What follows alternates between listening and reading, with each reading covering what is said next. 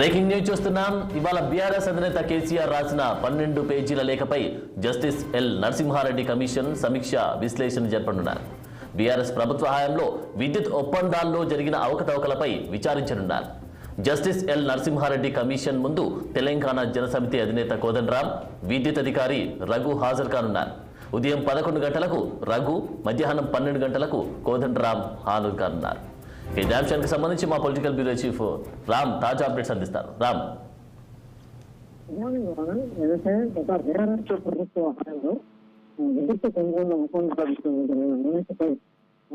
రాష్ట్ర ప్రభుత్వం justice L Narasimha Reddy ఆధ్వర్యంలో కమిషన్ వేసిన తెలిసిందే. ముఖ్యంగా ఛత్తీస్గఢ్, భద్రాద్రి, యాదాద్రి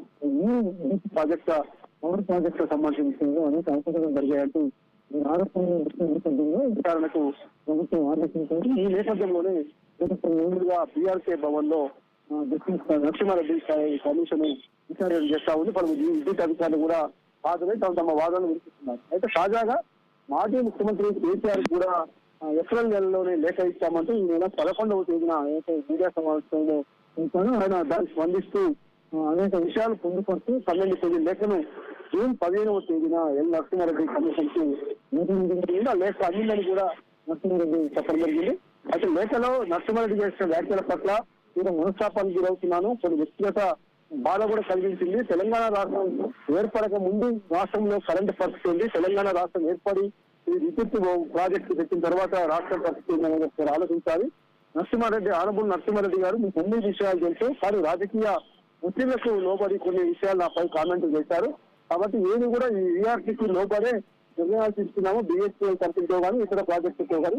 కాబట్టి అవన్నీ విషయాలు కూడా పరిగణలోకి తీసుకోవాలని చెప్పి ముందు కమిషనే చట్ట విరుద్ధము, మీరు అసలు ఫస్ట్ చైర్మన్ పదవిని వైద్యులు కూడా ఆయన లేఖ రాయడం జరిగింది. ఆ లేఖపై ఇలా క్షుణ్ణంగా కమిషన్ సభ్యులతో పాటు పలువురు నిపుణులతో కూడా చర్చిస్తామని కలిపే నరసింహారెడ్డి చెప్పారు. అందులో భాగంగా విద్యుత్ ఒప్పందాలు కలిగిన విచారణకి ఇవాళ తెలంగాణ జనసమితి అధినేత నిరంతరంతో పాటు విద్యుత్ అధికారి తెలంగాణ ఉద్యమంలో జేఏసీ నేతగా పనిచేసిన రవి కూడా ఇవాళ అటెండ్ అవుతున్నారు. వారి వాదనలు కూడా ఈరోజు కమిషన్ ముందు వినిపిస్తారు అన్నాడు.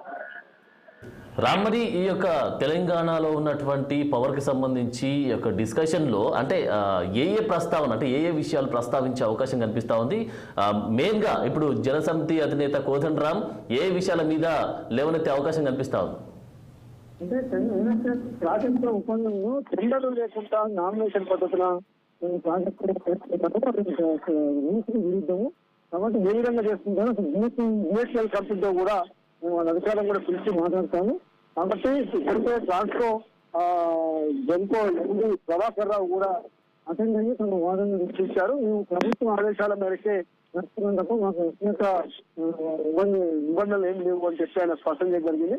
అదేవిధంగా ఛత్తీస్గఢ్ విద్యుత్ కొనుగోలు చేసుకోవడం వల్ల రాష్ట్రానికి 6,000 కోట్ల రూపాయల భారీ నష్టం వాటి వైపు మీడియాలో పత్రాలు కూడా వస్తా ఉన్నాయి. ఇవన్నిటి నేపథ్యంలోనే రాష్ట్ర ప్రభుత్వం కాళేశ్వరం ప్రాజెక్టు జరిగిన అవినీతి పైన, ఇటు విద్యుత్ ఒప్పందాలు జరిగిన అవినీతి పైన, రెండింటి పైన కూడా కమిషన్లు వేసి విచారణను చేపిస్తుంది. Thank you Ram.